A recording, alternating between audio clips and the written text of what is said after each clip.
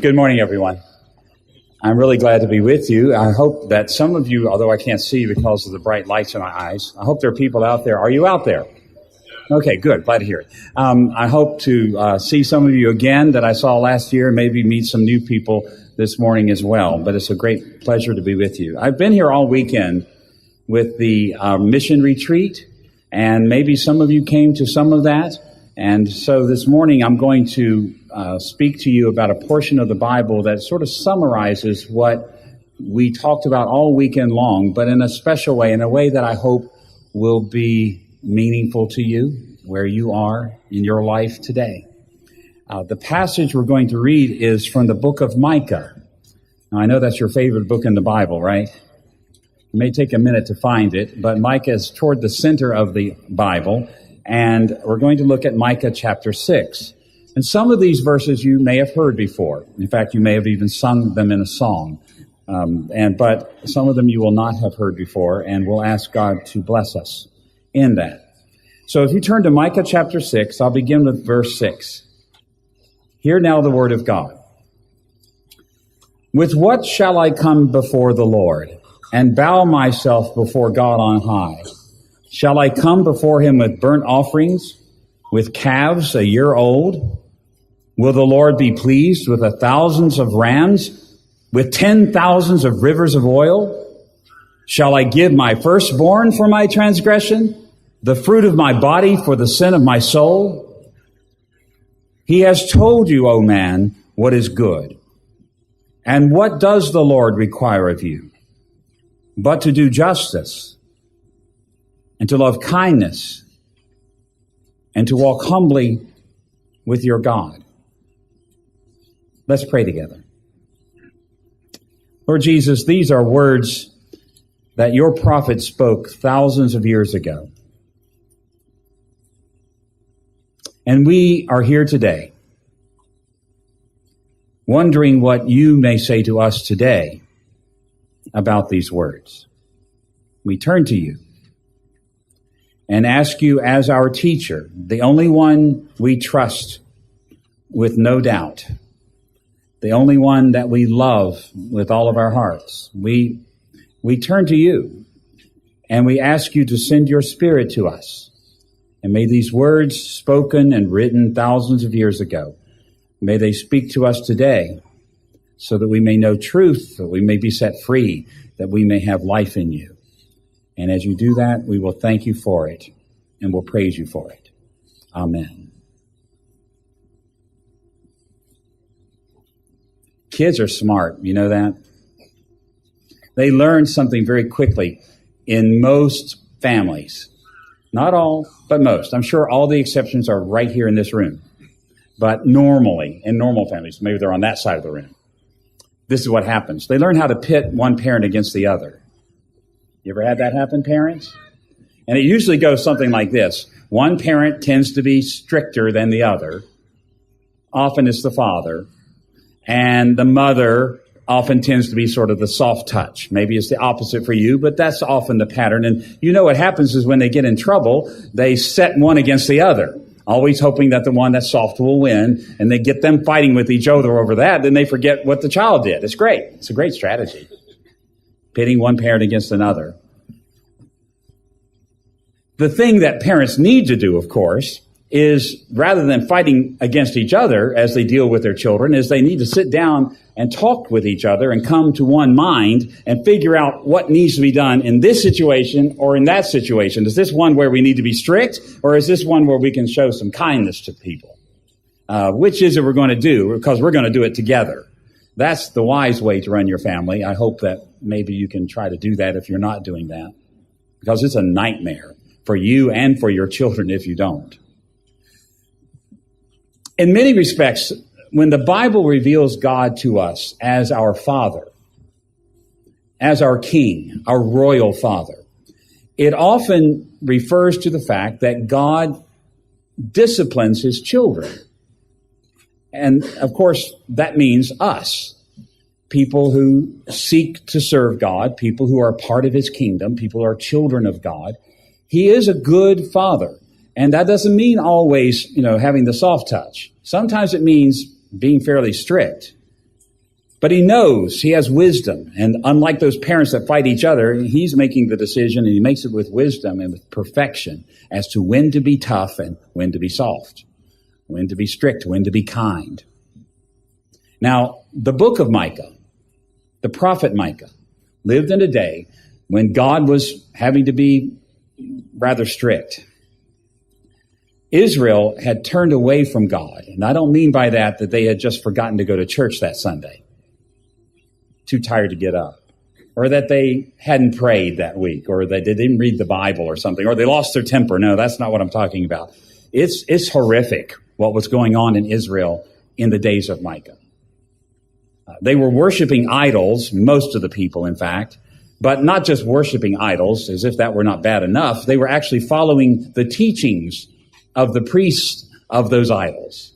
And that involved all kinds of horrible things. Like, it was impossible for a poor person ever to get justice in court. Just absolutely impossible. Because someone with money would pay off the judge. Done deal. Widows suffered at the hands of injustice. Children suffered, starved to death at the hands of unjust judges in Israel. More than that, the Israelites in these days often sold their children into slavery so that they could have some money to eat. And even worse than that, fathers would give their children over to the worship centers for worship prostitution at these Canaanite sites for the money. And they were doing all of this thinking that God really likes that kind of lifestyle. After all, the rich, well, they're doing well. They're doing really well. So obviously God likes what we're doing, right, everybody? And Micah got the lesson, no, that's not quite the way it works. And God, through Micah, reveals that God is going to send the Assyrian Empire to judge them. And you did not want that. The Assyrians were terribly vicious. The records of what Assyrians did to their enemies, we cannot even describe them here in church. You'd be offended. But God said, it's become so bad that a strict judgment has to come against my people. Now, that's where this passage begins, because what happens in chapter 6 is this. Micah is invited to the court of heaven, like prophets often were. They would have visions of things that were going on in the court of heaven. And he actually participates in the court setting where God is talking about what he's going to do. It's fascinating, really. And when Micah hears how God is going to bring judgment against his people, he says these words in verse 6. He says, "With what shall I come before the Lord and bow myself before God on high? Shall I come to him with burnt offerings, with calves a year old? Will the Lord be pleased with 1,000 rams, 10,000 rivers of oil? Shall I give my firstborn for my transgression, the fruit of my body for the sin of my soul?" Micah had gotten the message. And he was a broken man. He realized that Israel deserved what was coming. And his question in the court of heaven, before God himself on his throne, was, excuse me, is there anything at all that I can do about this? I mean, what will satisfy you so that you'll back off on this threat of the Assyrian judgment? What can I do? How about I give you a lot of calves sacrifices, or maybe I give you 1,000 rams, or we have 10,000 rivers of oil poured out before you. Or how about this? I'll give you my firstborn son. I'll sacrifice him. Will that pay the price? Will that alleviate your anger and show my broken spirit? There are lots of things to say about this part of the passage where Micah is expressing his broken spirit. But let me put it this way. Fact is that when people come into this world and as they live in this world, when they turn against God in the ways of Christ, they make themselves the enemies of God. And God will tolerate that. He'll be patient to some extent. But in his own wisdom and his own time, the patience runs out. And people who are not in Jesus, that is, people who have not trusted in Jesus, they often wonder themselves, if there's a God up there, I better do some things to get on his good side. I'll do some big things. You might not talk about sacrificing your firstborn son to God or something like that, but you're going to do some big things. I'll be nice to my children. I'll stop drinking. I'll stop mistreating my wife, my husband. I'll do whatever I got to do. How about some money to charity? How about a lot of money to charity? That'll do it. Surely then God will like me. But the message of the Bible from beginning to end is that those kinds of things don't work. Those attempts to get right with God just don't bring us to the point where we have the confidence that the one who made us and the one who's going to judge us one day is accepting of us and welcoming of us. And that's precisely what God says to Micah as he's speaking to him there in the court of heaven. Micah is broken, and he's asking, is there a way out of this? Now, we know from the rest of the Bible that there really is only one way. Only one way to get out of this predicament that Micah and Israel's facing at this point, and that is, of course, to go to the one who sacrificed himself. The perfect one, who did not deserve to die, but who deserved to be hailed as king.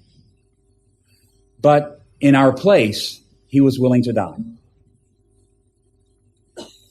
And that, of course, is the call that the Christian faith brings from a passage like this. It's an invitation that if you are at the point in your life where you're no longer satisfied with just pursuing the things like Israel was pursuing, going after the various idols that are in your life, the various ways in which you have been living your life, and you sense that, I'm broken now. Maybe something's happened that has broken you. And you say, I've got to get right with God. It's time to do that. Well, the answer is not to try to figure out how many rams do I need to kill? How many rivers of oil do I need to pour? How many of my children do I need to sacrifice? The answer to that is simply, you need to come to Jesus. And he'll make you right with God. It's a wonderful thing. It's some magnificent good news for people like you and me.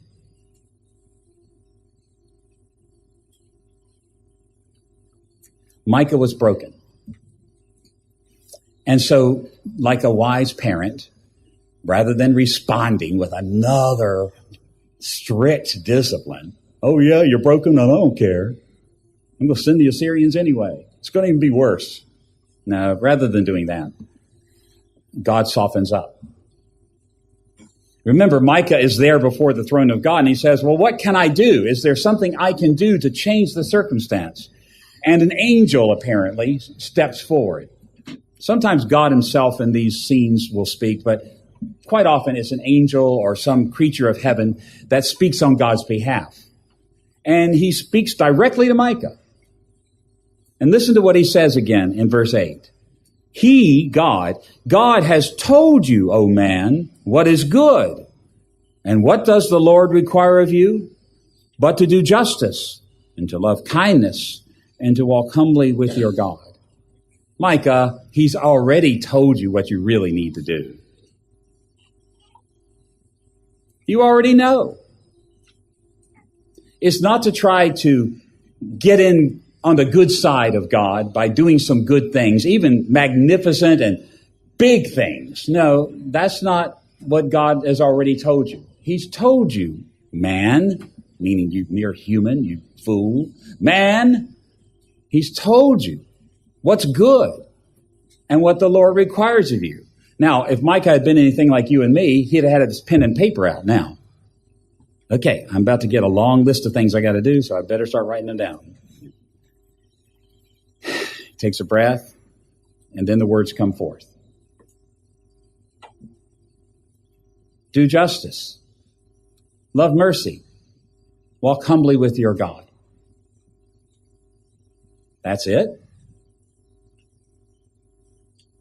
Now, this weekend, as I've been here with the various groups that have attended this mission retreat, we've been focusing on a portion of the Bible that's very similar to what Micah says here. It's when a lawyer came to Jesus and he said, Jesus, tell me, out of all the various commandments that are in the Bible, I mean, there are hundreds of them, thousands of them, of all these rules they keep telling me about, tell me, which is the most important? What's the greatest commandment? And if you know that part of the Bible, then you know that what Jesus responded was this. He said, it's really simple. Love the Lord your God with all your heart, soul, and strength. And the second is like it. Love your neighbor as yourself. End of paragraph. End of list. And can you see that that's what Micah's being told here? Now, it reverses the order, of course. The first thing he talks about is, Micah, I've already told you this. You should know this already. Love your neighbor as yourself. Do justice. Love kindness. And love the Lord your God. Walk humbly with your God. I know that preachers especially just love to make Christian religion complicated. You know, the more complicated we make it, the more we believe you think you need us, right? Okay, so if we can just make it complicated enough, you'll keep paying us money to do this. It's that simple, really. But the reality is that it's not that complicated. The basics are as clear as they can possibly be. Love your neighbor. Love God. You'll have life.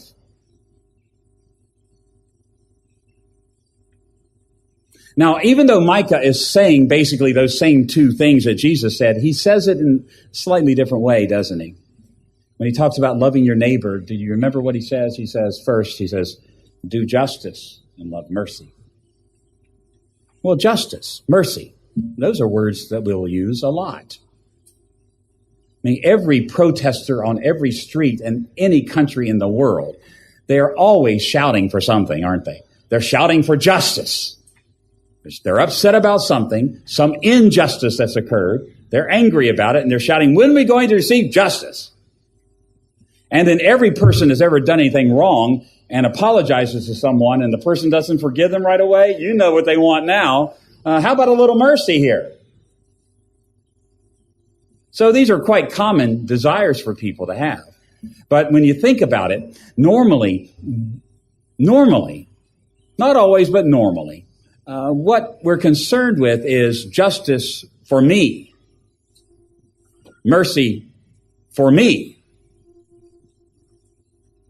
I mean, that's so very natural to us that when Moses wrote the command, love your neighbor, he didn't just say love your neighbor. He said, love your neighbor as you love yourself.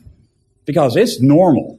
It's natural. It's just who we are to seek justice for ourselves. That's got to be fair for me. And to get mercy for me. Give me a break.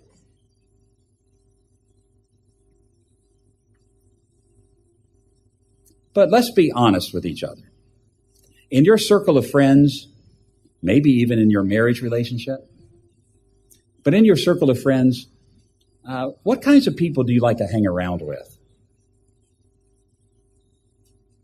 Are they the people that are always trying to make sure that things are fair for them? You know how it goes. You're trying to plan an outing or something, maybe go to the movies or go to the park or take a trip somewhere, and you say, well, let's do this. And the person says, no, I don't want to. I don't like that. And so everybody has to yield. There are 9 of you in your family, but everybody's got to yield to the one, because that would not be fair to treat him or her unjustly. I mean, when you have a group of friends and you have a person like that in your group of friends, that's the person you just sort of roll your eyes about. You know, go, oh my goodness, is he coming to the party too? You know those people. And they always want to be forgiven, don't they? You know, they'll say something rude. They'll tell a kind of joke that takes advantage of you, embarrasses you. And they'll say, oh, I'm sorry. I didn't mean to embarrass you. And they expect you like that. Boom. Forgive them. And if you don't, then it's not fair. I want justice. Back and forth it goes. Those are not the kinds of people you want to hang out with. They're just not very pleasant people. And they're not the kind of people that Micah is learning about here either. What Micah's learning is this, that the people who are acceptable to God are people who, yes, they do justice and they love mercy, but they want that for other people.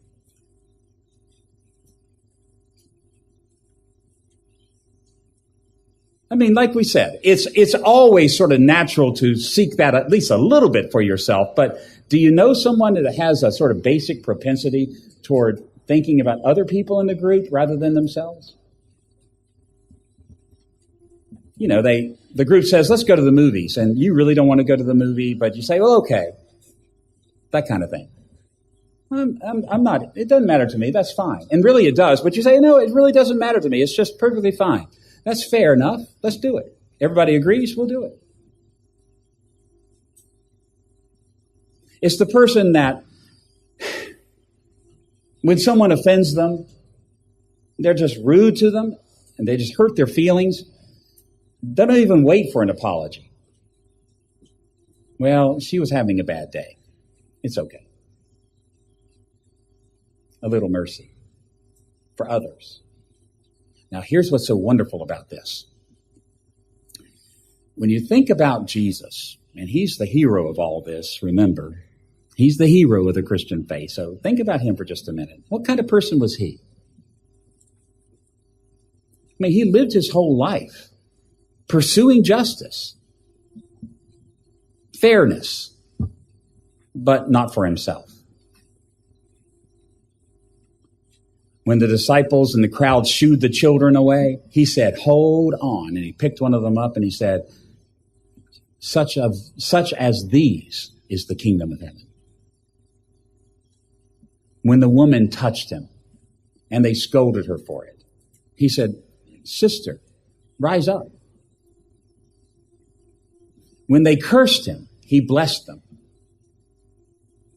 The weak he sought out. He found them.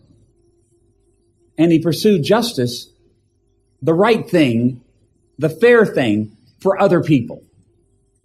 And think again about that hero, Jesus, and how he lived his life. I mean, has there ever been a person that showed more mercy to people than he?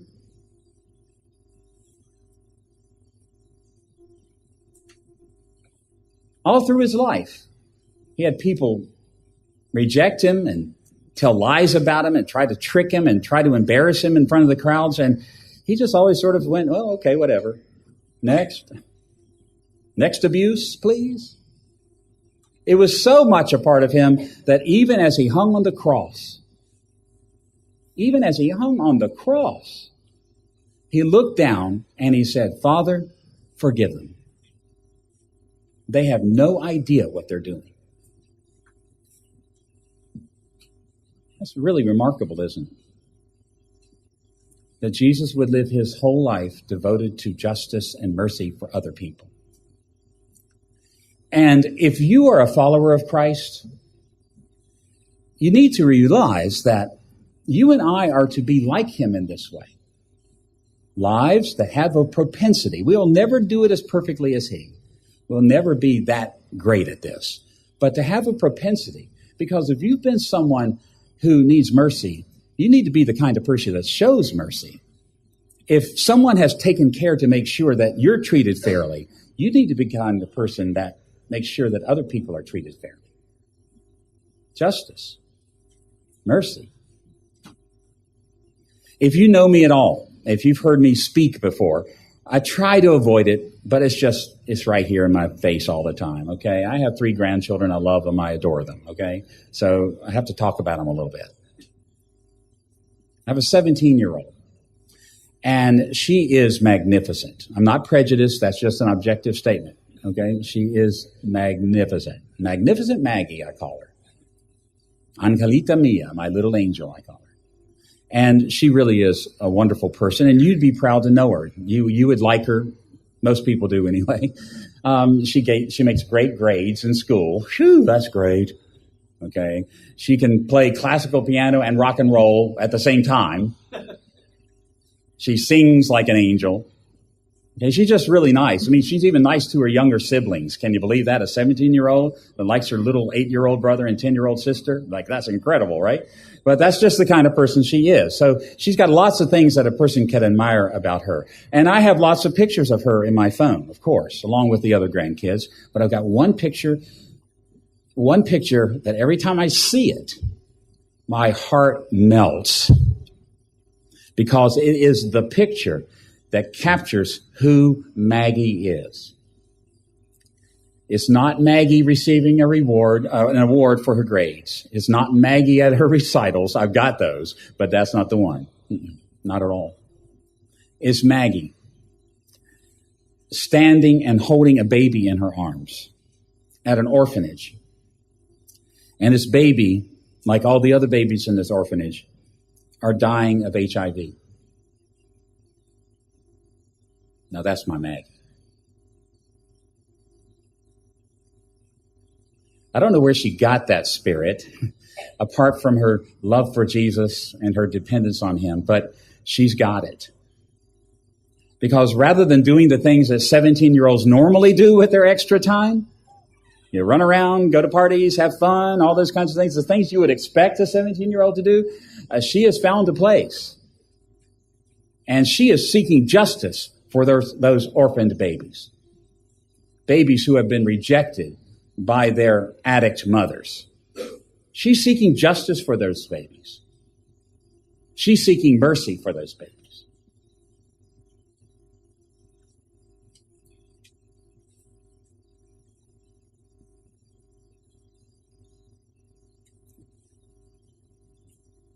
He has told you, O man, what's good and what the Lord requires of you.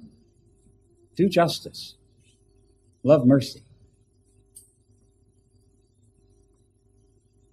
Maybe that's a way for you to sort of peer into your own heart. Because a lot of people who go to church have just never come to the point where they get the heart of the matter.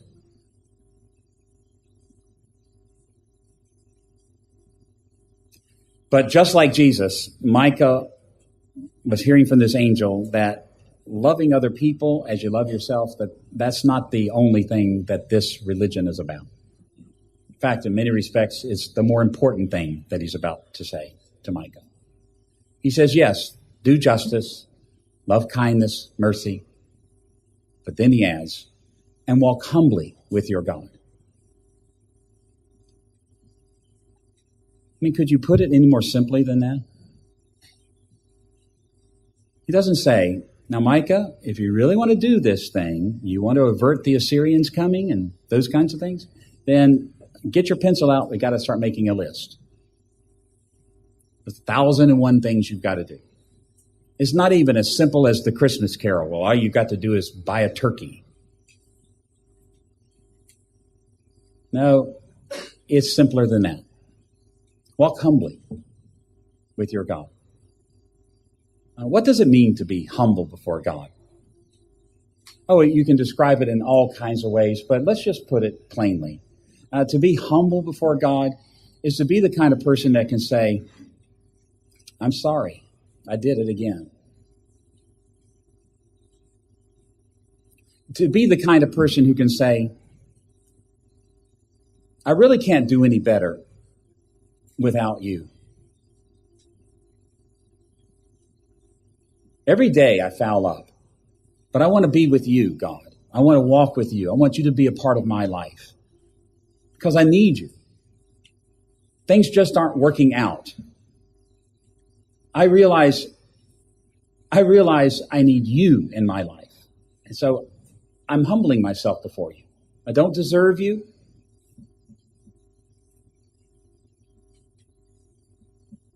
But I'm bowing before you.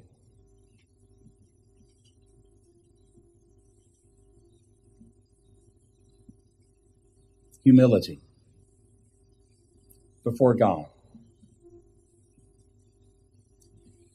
There's a principle that kind of runs through the whole Bible. You can find it in all kinds of books, both the Old Testament and the New Testament. It sort of underlies a lot of things. And sometimes it's very explicit. It's a principle about the way God handles the world, how he handles people. And it goes something like this. Some people are proud. And by that, we mean that they're full of themselves. I mean, they've done so much that's so wonderful.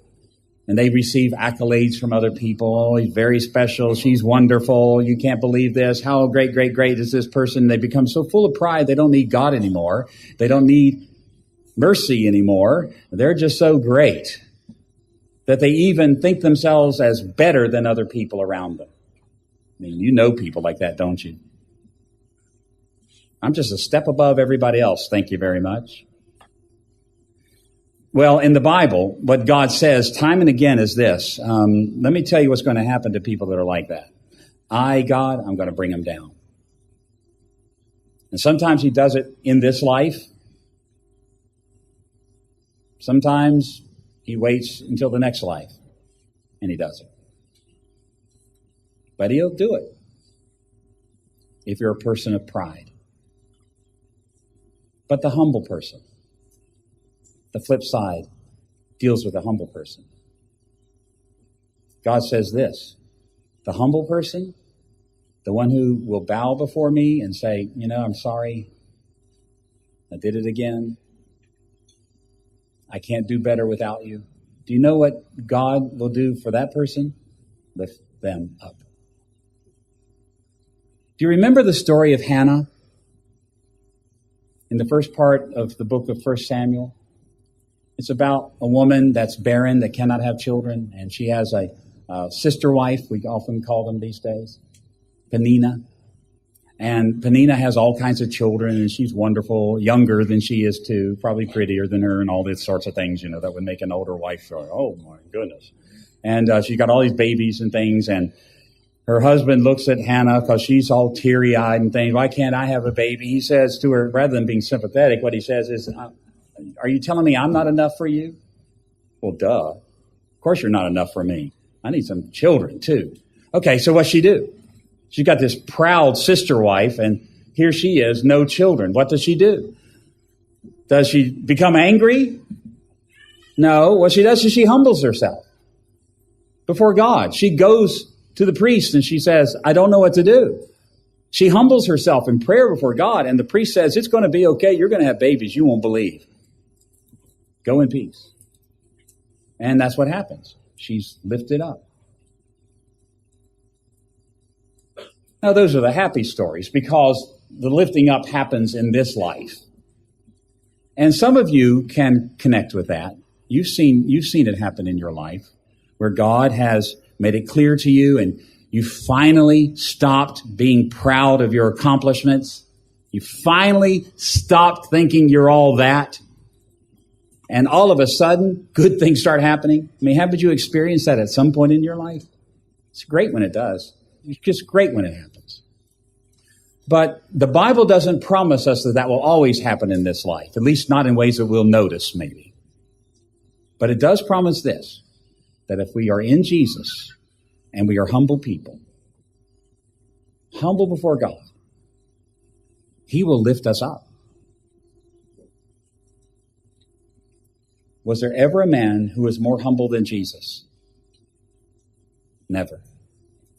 He left his throne in glory, equal to the Father in splendor, and he humbled himself and became one of us.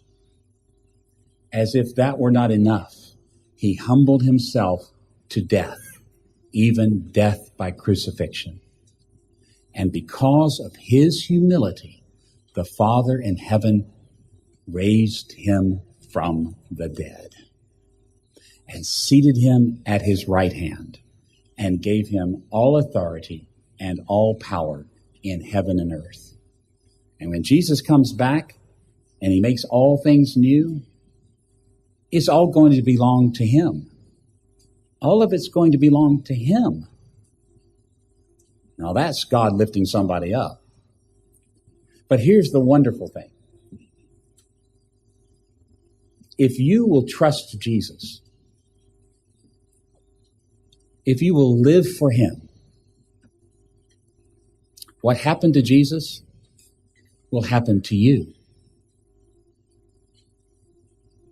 So that on the day of the great resurrection that we just mentioned in the Apostles' Creed, the resurrection of the dead, on that day, God will lift you up. And you will enter into that new world that belongs completely to Jesus. And do you know what he will say to you and me? He will say, all of this new world I have made, it now belongs to you too.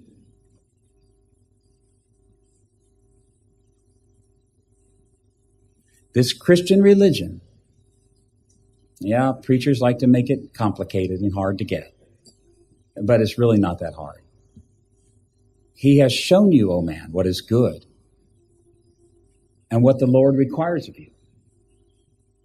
To do justice, to love kindness, and to walk humbly with your God. Let's pray together.